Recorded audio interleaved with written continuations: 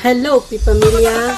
This is your founder and host, Rick Soriano, representing our candidates for Miss Lingas Matinablin Pangasinan 2021.